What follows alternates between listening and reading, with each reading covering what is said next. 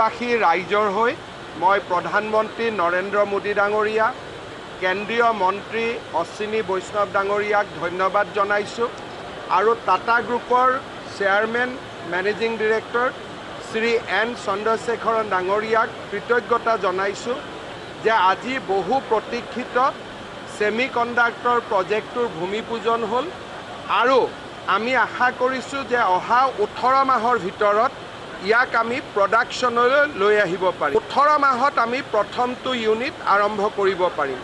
ইয়াত 27,000 লোকৰ প্ৰত্যক্ষ নিযুক্তি হ'ব।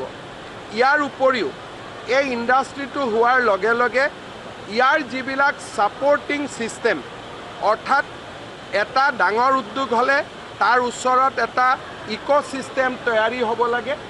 এই ছিষ্টেমটো ইয়াত তৈয়াৰী হ'ব, বহুত ইণ্টাৰনেশ্যনেল প্লেয়াৰ্ছ ইয়াত আহিব আৰু মই ভাবোঁ যে ই এটা ফিউচাৰ ইণ্ডাষ্ট্ৰী, যাক আমি ছেমি কণ্ডাক্টৰ AI আমি এইবিলাকক ফিউচাৰ ইণ্ডাষ্ট্ৰিজ বুলি কওঁ। ইয়াৰ এটা বৃহৎ কৰিডৰ জাগিৰোডত নিৰ্মাণ হ'ব।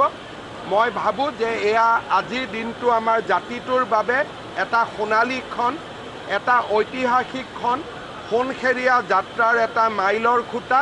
মই অসমবাসী ৰাইজক আজিৰ এই দিনটোত অভিনন্দন জনাইছোঁ। বন্ধু বান্ধৱীসকল, ভিডিঅ'টি চাই কেনে পালে জনাব আৰু যদি ভিডিঅ'টি চাই ভাল লাগিল আৰু ভিডিঅ'টিয়ে আপোনাক অকণমান হ'লেও সহায় কৰিছে তে লাইক আৰু শ্বেয়াৰ কৰি দিব আৰু এনে কিছু নতুন নতুন চাকৰিৰ বিষয়ে জানিবলৈ মোৰ লগত জড়িত হৈ থাকিব আৰু মোৰ চেনেলটিক ছাবস্ক্ৰাইব কৰি ল'ব।